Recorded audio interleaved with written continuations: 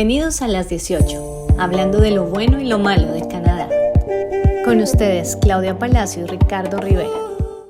Hola a todos, volvimos como les habíamos prometido, 6:25, ya Claudia y vamos a iniciar de nuevo con el episodio de hoy, el episodio número 12 de Las 18, que se llama Yo consigo quien me haga un favor. Claudia, ¿cómo estás? Hola Ricardo, ¿cómo estás? Qué vergüenza, con todos mil disculpas, pero pues estas son las cosas de la tecnología. Me No tocó importa. esta vez a mí, no señal.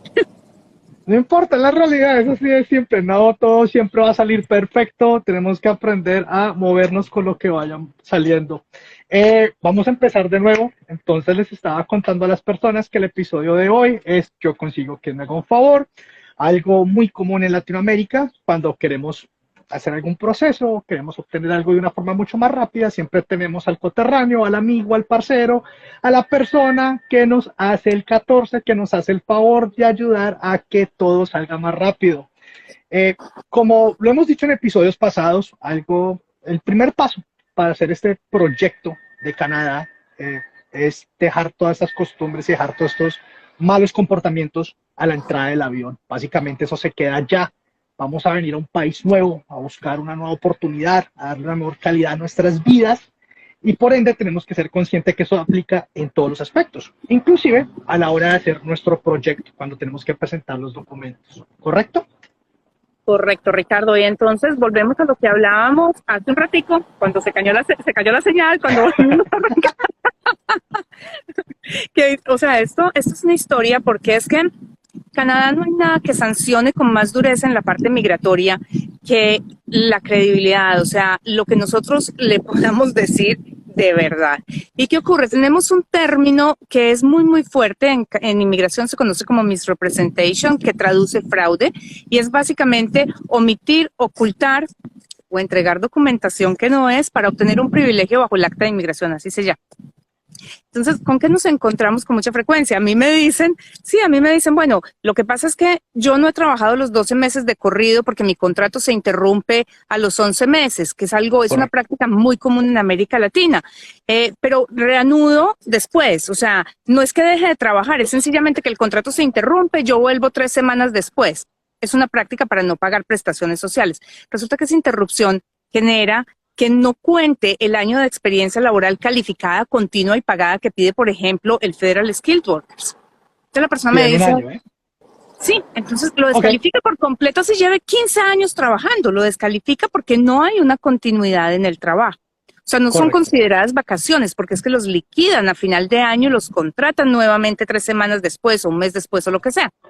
Entonces cuando ellos me dicen, yo consigo quien me haga el favor, mi supervisor me hace el favor de decir que yo trabajé de año corrido.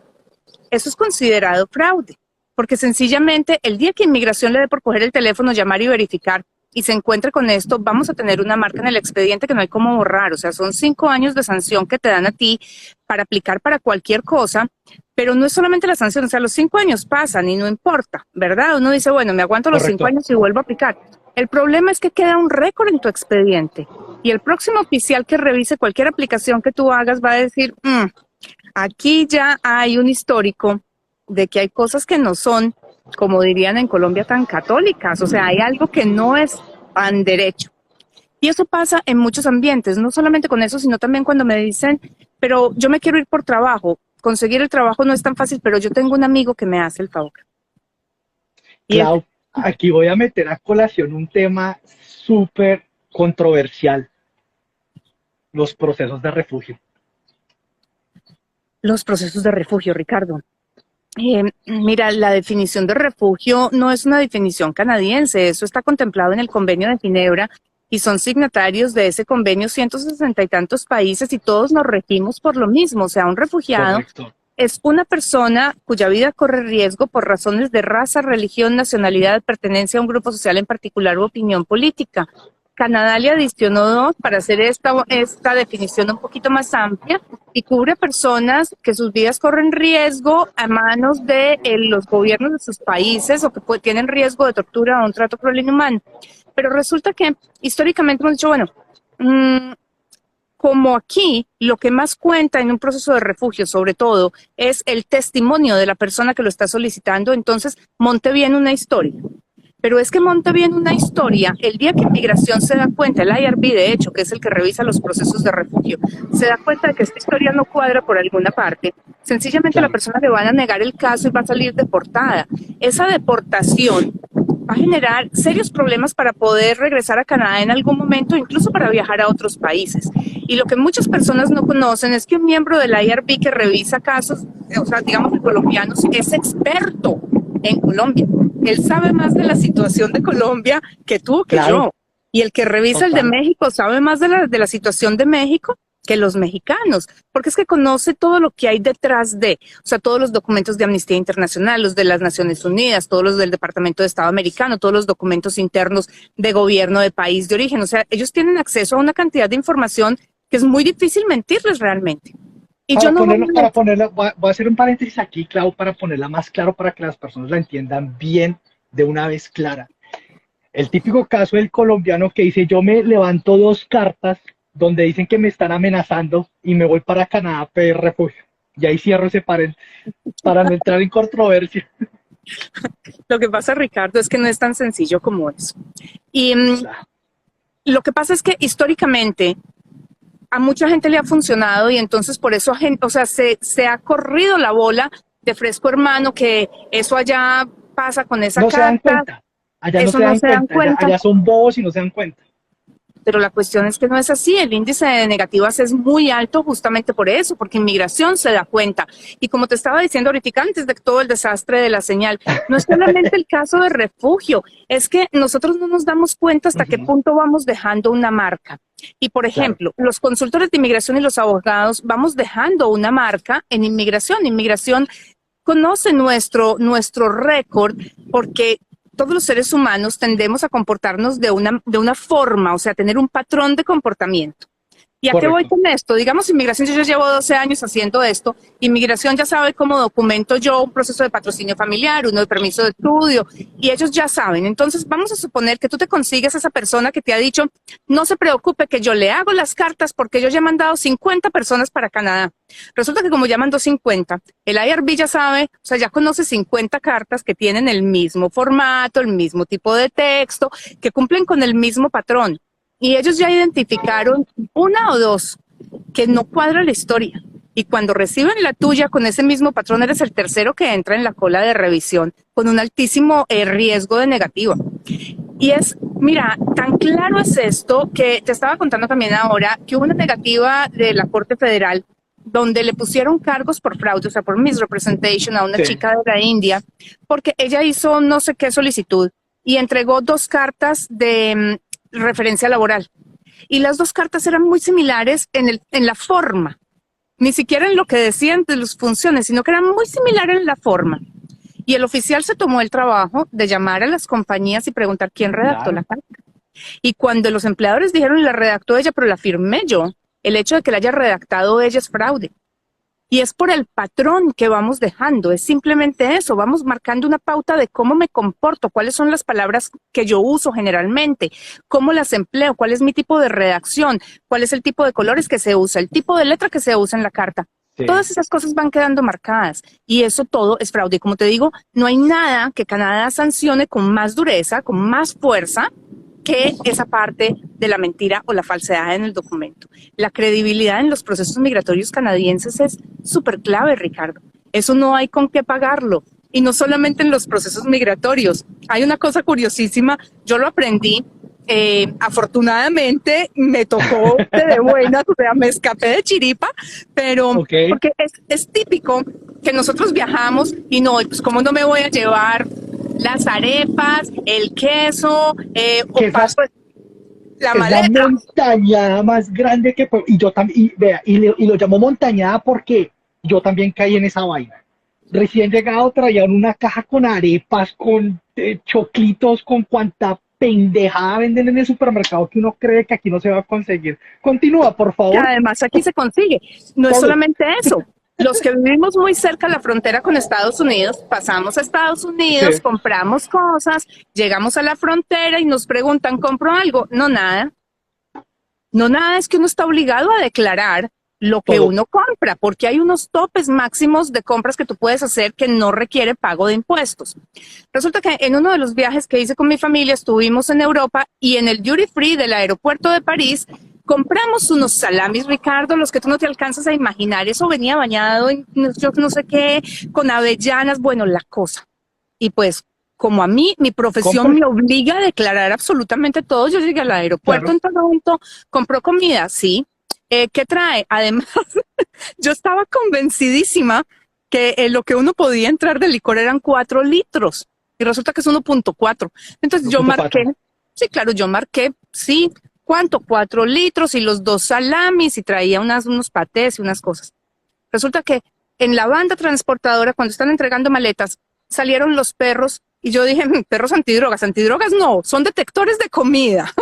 Y el perro se paró al lado de mi bolsita del duty free y nos llamaron, obviamente, a Claro. aduanas. Allí nos explicó la niña.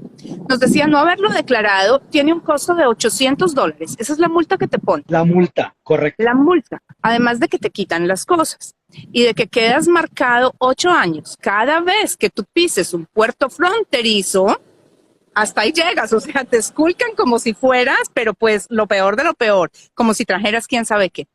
Y eso todo es porque cuando tú dices la verdad en Canadá, las cosas fluyen, todo se puede cuadrar, todo se puede Total. arreglar porque tú explicas, si necesitas más tiempo para conseguir la experiencia laboral, te tomas un año más de trabajo, cambias de empleo, haces las cosas bien.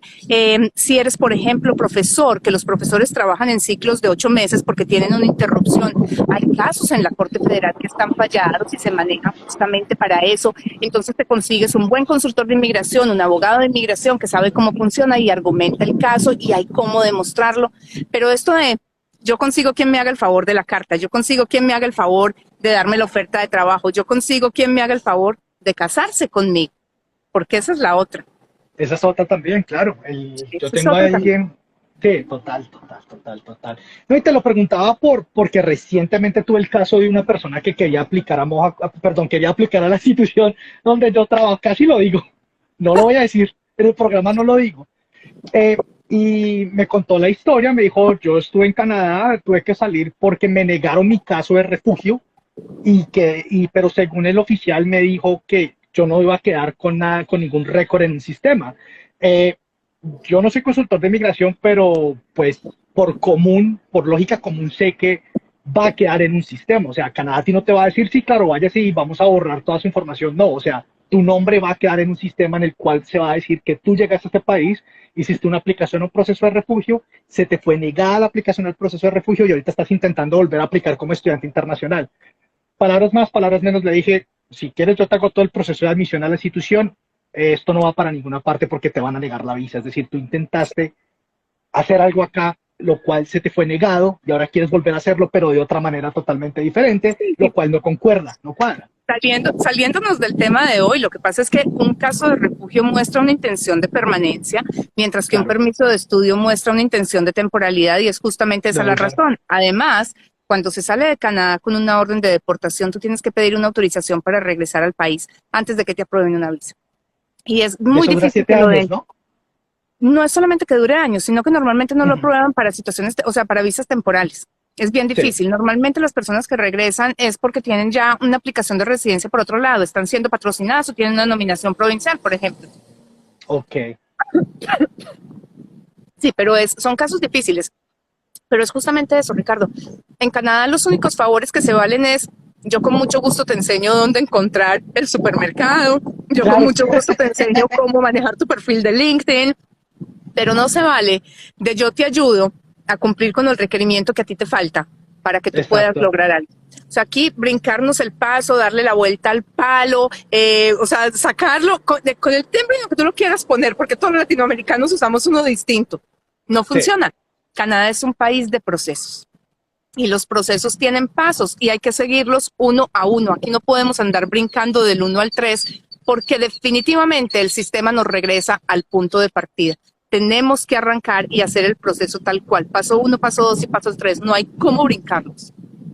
correcto. Y se me acaba de ocurrir una pregunta para ti, que va muy relacionada con con el tema del episodio de hoy. Cuando las personas aplican para su visa de estudio, en esa parte, en ese proceso, hay una pequeña partecita muy curiosa, que es un documento que hay que entregar, que es la carta de intención, la carta motivo, es la carta que explica básicamente cuáles son mis intenciones reales de ir a Canadá y por qué quiero estudiar lo que quiero estudiar. Por mi experiencia, he visto y conozco múltiples casos donde le he preguntado a los estudiantes, bueno, ya tienes tu carta lista, la preparaste, me dijo, no, mi agencia de estudios me la va a hacer, mi consultora de inmigración me la va a hacer, la persona que me está ayudando con mi proceso de la visa me lo va a hacer, que para mí es algo que no concuerda. ¿Cuál es tu opinión respecto a esto? Mira, Ricardo, me parece muy difícil, o sea, hacerlo de esa forma. Vuelve y juega, o sea, aparte de que es mis rep, está el hecho de Claro. que, ¿cómo voy a saber yo cuáles son tus razones para escoger un proceso, para escoger un programa? O sea, yo estoy de acuerdo en que hay personas que tienen habilidades para redactar y que pueden hacer una edición en términos de que quede gramaticalmente correcta, que tenga un Que es flujo diferente. normal. Claro, Porque pues para claro, eso hay claro. personas especializadas, para eso están también los traductores si tú la quieres mandar traducir y todo lo que quieras.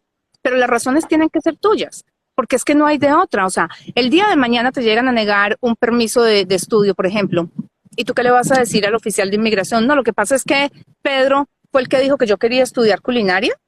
Además te tengo otra noticia. La Corte Federal ya falló también diciendo que independientemente de que haya sido un tercero el que pasó la información, el responsable es el cliente. Entonces El ahí, responsable es el cliente. Eso es claro, súper importante, súper ahí no, importante. ahí no hay excusa que valga. O sea, si usted se prestó para que alguien mintiera a favor suyo, usted es responsable. Entonces, pues, eso nos tenemos que apropiar también de eso. No le podemos descargar la razón a otro. El día de mañana te niegan un permiso de estudio y tú tienes que presentar una segunda aplicación si eso es lo que quieres, dando un mejor Sí. argumento, pero no deberías tampoco cambiar de programa. Porque es que ahora, como le explicamos a inmigración, que tu sueño era estudiar culinaria y como el oficial te dijo que no tiene ningún sentido que tú, ingeniero de sistemas, vengas a estudiar culinaria, ahora tú dices, bueno, no, entonces me voy a ir a estudiar cybersecurity, porque ahí sí, Exacto. no es solamente que la carta de intención te la hizo un tercero, sino que usted también me mintió diciéndome que venía de manera temporal y ahora resulta que claramente no era esa su intención, ¿cierto? Entonces, son esas las cosas. Incluso estos cargos se pueden poner también cuando la forma de aplicación, todas, te preguntan si a ti te han negado visa de Canadá o de algún país del mundo. Sí. Te preguntan si tú has estado indocumentada. Y la gente dice, no, no, no, no, van contestando sin mirar o sencillamente piensan, sí, digo que sí. La típica, dele no a todo, dele no a todo, y dele yes, yes, No, no. yes, yes, yes, yes, yes. Sí. Simplemente dicen, mejor no cuento, porque si cuento que me negaron 3 visas americanas, pues Claro. no me van a dar la canadiense. Y esto también, o sea, cuando miramos, lo que encontramos es, usted no lo declaró. Y vuelve y juega. No es que me hicieron el favor de aplicar a Aleta por mí o a la visa por mí, yo no supe, porque es que la responsabilidad es tuya de verificar que la información que se está entregando a nombre tuyo sea la correcta. Si tú no entiendes inglés para leer las formas, la persona que esté trabajando contigo debe traducirte esas formas o sencillamente Correcto. tienes que sentarte con ella y llenarlas en conjunto y que él o ella te las esté traduciendo, pero tiene que ser así. O sea, el responsable definitivamente eres tú. Por eso es que esos favores, a mí me hicieron el favor de llenarme la forma, a mí me hicieron el favor de darme la carta, a mí me hicieron el favor de casarse conmigo. Los favores en Canadá no pagan. No pagan nunca. Claro, y te iba a hacer una pregunta. Ahorita que estamos hablando de la parte de los estudios, entendiendo que la mayoría de personas que vienen de Latinoamérica a hacer estudios superiores a Canadá, no tienen el nivel del idioma que se necesita para entrar al programa de manera directa. Obviamente tienen que empezar por un programa EAP, ya sea con un pathway público o un pathway privado, ¿no? Cuando presentamos esa carta motivos, esa carta se tiene que presentar en inglés o se tiene que presentar en español, o la puedo redactar yo en español, mandarla a traducir y presentar la traducción. Puedes mandarla a traducir, pero hoy en día, desde el 24 de febrero, la Embajada de Canadá en Colombia sacó un comunicado en Facebook, que además me parece súper cómico, que las redes sociales se hayan convertido en el canal oficial de comunicación. Yo Pero sé. es una locura, pero así ocurrió. O sea, sacó un mensaje en Facebook, un post en Facebook, que decía: a partir de las 4 de la tarde de hoy, todos los documentos tienen que ser enviados en inglés, con excepción de los extractos bancarios. Eso quedó en Facebook. Cuando tú entras a mirar hoy en día las guías de aplicación, dice todos los documentos, o sea, ya no aparece la excepción de que los extractos bancarios no haya que mandarlos a traducir, pero a partir de ese día empezamos a ver el cambio en las guías de aplicación de todas las otras embajadas.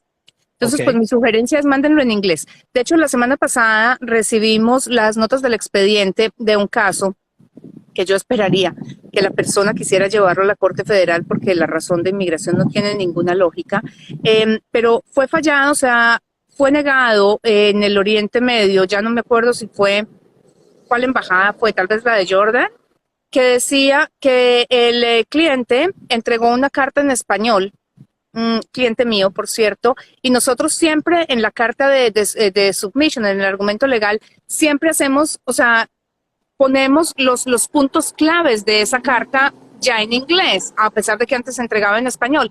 Y el tipo o la señora que firma el oficial de inmigración decía, pero la consultora de inmigración dice esto y esto y esto con respecto a la carta, pero la razón de negativa era que la carta estaba en español, esa aplicación se mandó en noviembre. Entonces, por eso digo yo que valdría la pena que se llevara a Corte Federal, pues porque las decisiones hay que tomarlas con base en la ley que está vigente en el momento en el que uno aplica. Pero de ahí, o sea, la necesidad de que todo el mundo empiece a enviar absolutamente todo traducido a inglés o francés, porque ya hoy en día los procesos no se están revisando necesariamente en país de origen o en embajada que corresponde, se están revisando en cualquier parte. Por ejemplo, de Colombia hay cantidades de procesos que los están llevando a cabo en el centro de procesamiento aquí de Edmonton, en Alberta. Porque cuando hemos pedido status request o cuando hemos tenido que pedir cartas de biométricos porque no han llegado, por ejemplo, nos contestan, vaya, refiérase a Edmonton porque no lo tenemos nosotros. Entonces sí, tienen que ser todos en inglés, Ricardo. O las envían al Medio Oriente también, y tenemos que entender que una persona que esté en el Medio Oriente no va a tener ni idea qué es un CDT, por ejemplo, que es algo tan colombiano que es. Voy a presentar los documentos del CDT, y para las personas que nos estén viendo de otros lugares de Latinoamérica, un CDT es un mecanismo que hay financiero en Colombia que te permite, pues, dejar la plata quieta por un tiempo y te recupera intereses. Creo que se llama diferente en los otros países. Sí. Pero eso estaba causando negativas y causó varias. Supimos de... O sea, yo alcancé a saber de unos entre 50 a 60 casos de visas negadas porque los mandaron al Medio Oriente y resulta que recibían los documentos en español y allá... No entiendo esta vaina, cancelado, negado, tenga y vuelva y reaplique y pague. Yo este es el primero que veo con argumento de que la carta venía en español, porque si a mí me negaron 4 de las que venían, eso fue que para enero o para mayo del año pasado sería. Que fue una racha para mayo de pronto. Para mayo. La racha que fue de negaciones fue para mayo. Fue para mayo, pero ninguna decía español, todas decían era a propósito de viaje, que a mí me quedó la duda realmente de si era por la parte de inglés, y me quedó otra duda más si era que las 4 negativas eran de mujeres y todas venían a estudiar algo relacionado con cuidado de niños, o sea, con social work, muy en el área de humanidades, y me llamó muchísimo la atención, pero desafortunadamente pues nadie se quiso poner digamos que en el proceso de apelación a la Corte Federal. Y eso son cosas que también tenemos que aprender todos. O sea, cuando hay razones que no caben dentro de lo que se presentó, Ricardo, hay que decirle también a inmigración, mire señores, aquí hay algo que no está bien. Ustedes no vieron. Sí, hay algo que no está bien. Claro. La apelación. Pero cuando llevamos un proceso de manera legítima, por supuesto, ¿no? Es decir, si somos conscientes de que en esos papeles metimos algo falso, obviamente es pelear, no es ir en contra de la marea. No, con favores no se puede. Con favores no se puede, como te digo, eso sale a la luz pública en un momento o en el otro, Ricardo, y no se justifica, porque residencia o ciudadanía, cualquiera de las dos, son revocables cuando inmigración se da cuenta que tú has obtenido algún estatus a través de algo que no es cierto, o sea, basada en algo que no corresponde. Acabas de mencionar algo súper importante, bueno, y esto volvamos a repetirlo para las personas que de pronto se conectaron en la segunda parte, no en la primera parte. Te pueden revocar la residencia permanente si a alguien le da por revisar tu proceso y se dan cuenta que metiste papeles falsos, la pueden revocar, ¿correcto? Sí, y es que, ¿sabes qué es lo que pasa, Ricardo? En Colombia hay un dicho que dice, cae más rápido un mentiroso que un cojo. Entonces, imagínate este proceso. Resulta que hoy yo mando una carta de inmigración diciendo que yo trabajé 14 meses como asistente administrativo, ¿vale? Sí. para que me den la visa y para decir que estoy en este momento trabajando y todo lo que tú quieras. Llego a Canadá, 2 años después me toca hacer un PGWP, o sea, la aplicación para el permiso de trabajo de posgraduado. En 2 años yo todavía me acuerdo, probablemente no, estoy advertida, de pronto sí, lo pongo, resulta que cambio de consultor o busco un consultor o busco un abogado, cualquier cosa pasa, se me pierden las hojas, no me cuadran las fechas, pido la carta, aplico para residencia y no encuentro, o sea, me pierden las fechas. Y en esa pérdida de fechas, dice uno, ¿aquí qué pasó? Inmigración empieza a preguntar. Yo tuve un caso que para mí ha sido lo más, o sea, lo más claro en estos términos y quiero, o sea, tengo que dejar todo muy, muy en claro. Esta mujer es una mujer con un perfil altísimo, consultora de muchas organizaciones a nivel mundial, una abogada muy prestigiosa en México y trabajó con muchas instituciones, incluso, pues, o sea, de la talla de Naciones Unidas, pero como consultora. Y tú sabes que los consultores trabajan por proyectos y muchas veces tienen 2 o 3 proyectos simultáneamente. Correcto, simultáneamente, sí. Exacto. Ella hizo sola su aplicación de permiso de estudio, después hizo una extensión de permiso de estudio porque estudió 2 programas, después hizo la solicitud del Postgraduation Work Permit y cuando llegó a hacer residencia, llegó a mí. Mandamos la aplicación de residencia y resulta que a los 3 o 4 meses yo recibo una carta de inmigración que me dice, esto es un fairness letter. O sea, un fairness letter es cuando me dicen, le voy a negar, pero le doy el último chance para que usted me explique. Y ese fairness letter me decía, quiero que me explique cómo es posible que en estas 3 aplicaciones distintas me aparezcan en las mismas fechas organizaciones distintas con las que usted trabajaba. Y nos tocó sentarnos a pedirle a esas organizaciones que son literalmente de talla mundial, a recabar los proyectos que ella presentó con las órdenes de pago, con las órdenes de proceso, con las cartas de referencia de su momento, con las publicaciones que se hicieron en su momento porque están publicados en internet.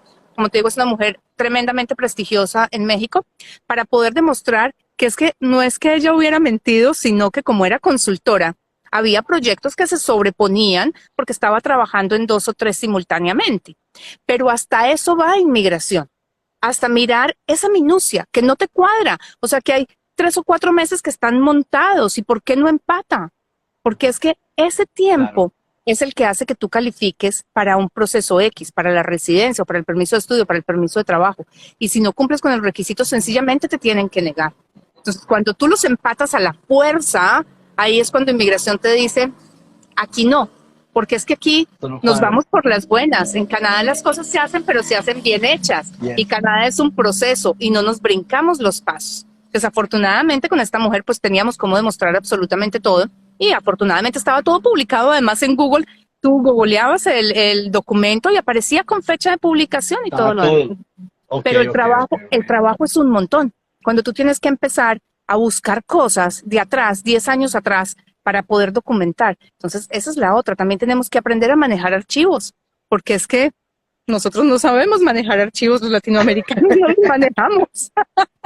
Yo me acuerdo cuando yo presenté mi aplicación para la ciudadanía, en esa época no se hacía pues a mano todavía, o sea, no tocaba hacerla por computador. Y obviamente le tocaba a uno hacer 3 impresiones primero, saque papel, saque un borrador y empiece a contar y empiece a llamar a las personas, le preguntan a uno lo que uno ha hecho por los últimos 10 años. Los últimos 10 años, y empiece a calcular y bueno, no me puedo escuadrar acá en esta fecha porque aquí fue cuando empecé a arrendar en este otro lugar y después me moví para tal sitio, entonces tengo que poner todo eso. No, era un camello completo y en esa época uno que se iba a acordar de guardar contratos de arrendamiento, nada, uno decía no, o sea, ya, contrato de arrendamiento viejo que lo voto y después imagínate, si a ti se te olvida lo que hiciste y lo hiciste, imagínate qué puede pasar con lo que no hiciste, pero contaste que se había pasado. Esa parte ahí es clave. Eso que acabas de decir, esa parte es súper, súper clave. Lo contaste y lo olvidaste, te va a causar problemas después. O sea, aquí tenemos que entender, o sea, lo que hemos dicho en los programas es ese tipo de comportamientos, lo que funciona en Latinoamérica, tenemos que ser abiertos de esto, el mentir, el buscar la vaina que salga más rápido, el acelerar todo, acá no funciona, eso toca dejarlo a un lado, empezar un proceso bien, empezarlo de buena manera, de una manera correcta, de una manera legal, siguiendo los pasos para que se nos dé también de la misma manera. Lo que empieza bien, termina bien. Lo que empieza mal, termina mal siempre, y lo hemos visto. Te tengo una pregunta. Hablamos de la parte cuando si a una persona le pueden revocar la residencia permanente canadiense. Siempre me ha causado curiosidad. ¿Pueden revocar la ciudadanía canadiense? Sí, señor. La pueden Porque había revocar. oído de par casos y siempre se me hizo como, ¿se puede revocar una ciudadanía? Sí, se puede revocar. No es un proceso muy común, es un proceso muy largo, muy complicado. Lo inicia el ministerio, pero sí te lo pueden revocar en el momento en el que ellos se dan cuenta que tú obtuviste la residencia de manera fraudulenta. Ahí tienen. O sea que... Volvemos al mismo punto. Claro. Aquí no hay favores, hay planeación. Y todo se puede hacer con una buena planeación, como te digo. Si te faltan 2 meses de experiencia laboral, posponle el inicio de tu programa 3 meses y te vienes ya tranquilo. Si te están haciendo falta fondos, reúnelos. O sea, pide un préstamo bancario, que es absolutamente legal y permitido por inmigración, pero no te pongas a inventar cosas que a futuro pueden traer consecuencias. Entonces, sencillamente, hacemos las cosas bien hechas desde el principio y tenemos procesos exitosos. Sobre todo, podemos dormir tranquilos el resto de vida. Porque es que dormir, uno con la guillotina al cuello, pensando que en cualquier momento pueden entrar a revisar esto y me lo quitan, después de haber vivido aquí 2 años de estudio, 1 año de trabajo, aplicado 1 año, haber sufrido, porque el proceso es estresante, que le lleguen a uno al cabo de los 7 u 8 años y le digan: a ver, Claudia, sentémonos aquí, que es que vamos a revisar qué pasó, porque aquí hay ciertas cosas en tu vida que no me cuadran. Wow. Yo tengo un caso, esto es de esos de película que literalmente este tipo de pendejadas me pasan a mí nomás. Hace varios años, cuando estaba viviendo, ahorita vivo en Mississauga, estaba viviendo en Toronto, estaba compartiendo un apartamento con un roommate y era como una casa que tenía 3 pisos, nosotros vivíamos en el principal. Arriba había una pareja de colombianos, muy buenas personas, súper queridos, o sea, esta gente era queridísima. No, pues, pucha, tengo los mejores vecinos del mundo. Y también, entonces uno hablaba, bueno, ¿tú cómo estás acá? ¿Qué estatus tienes? Todo esto, estas personas, residencia permanente, ya iban muy adelantados en su proceso. Y, oh sorpresa, cuando una mañana estaba en la camioneta del CBSA, que es el Canada Border Services Agency, o sea, inmigración, estaban con el RCMP también, que es la Royal Canadian Mounted Police, que es la policía montada de Canadá, investigaciones a nivel federal, y se llevan al vecino esposado. ¡Qué angustia! ¿Qué sucedió? Hicieron todo el proceso de inmigración presentando papeles falsos y se dieron cuenta cuando pidieron las huellas digitales que el tipo tenía circular roja de la Interpol porque había asesinado a alguien en Colombia. Auxilio. Sí, no, literalmente.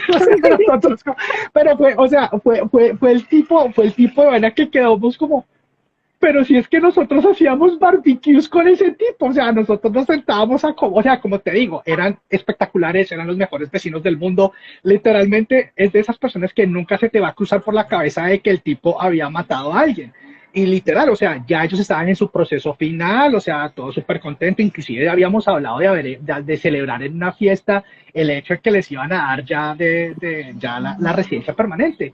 Entonces mandaron las huellas digitales y creo que fue a la semana que llegaron, o sea, eso parecía de película, los carros llegando y se llevan al tipo y... Este es un país organizado, Ricardo. Es un país organizado, es un país que guarda históricos, es un país que se toma tiempo para revisar procesos y no hay esa cabida. O sea, aquí una de las cosas que yo me acuerdo muchísimo cuando yo estudié inmigración, hacía muy poquitico, eso fue hace 12 años, hacía tal vez 4 o 5 años, habían penalizado a un chico asiático que aplicó, me imagino yo que sería para residencia o algo por el estilo, recibió la carta de aprobación y pues en esa época todo era en papel, ¿no? Y entonces mandó una tarjeta de agradecimiento a la oficina de inmigración con $500 de regalo para la persona que lo había aprobado y obviamente tuvo tremendo problema. Eso fue, o sea, revuelo en inmigración, salió en todos los medios, todo lo que tú quieras, porque sí, en Canadá los favores no existen, existen procesos. Exacto. Exactamente. Bueno, yo creo ya, nos dieron las 7 de la noche como si... No, mentira, esta vez lo hicimos bien, en el segundo intento nos salió muy bien todo. A todos los que nos acompañaron el día de hoy, muchas gracias. Recuerden, pueden oír el episodio en el podcast que va a estar disponible en unas 2 horas en Spotify y en otras plataformas también estamos. Claudia, ¿tienes alguna invitación para esta semana que viene? No, invitación no, pero ¿hay algo que debamos celebrar esta semana, Ricardo? Claro que sí. Canada Day, ahí tenemos. ¿Algo más? Ah, ¿Algo más? sí, ayer fue mi cumpleaños. Estoy cansado de cumplir años. Fueron 37. ¿Cansado? No, estás en la mejor parte de la vida. Feliz cumpleaños y que sean Gracias, muchos muchas más gracias. acompañándonos aquí a todos y dándole la mano a esta cantidad de gente que tiene un sueño canadiense por cumplir. Un beso gigante para ti Es y un sigue plan celebrando. canadiense. Es un plan Perdón. canadiense, Clau. Recuerden. Bueno, yo la parte es que yo en sueños no creo y cada vez que crezco más me afianzo más en eso. Hay que hacer planes, hay que crear un blueprint, unos planos para poder llegar a ese objetivo. Y aquí estamos ayudándolos en esa parte con información valiosa que esperamos les ayude a todos ustedes poder concretar ese plan, el plan de Canadá. Pues entonces que sean mucho más ayudando a trazar planes. Un beso, Ricardo, y que tengas una Gracias. espectacular semana. Saludos Chao, a un besote, todos y cuídate disfruten mucho. la semana. Bye bye, chao, chao.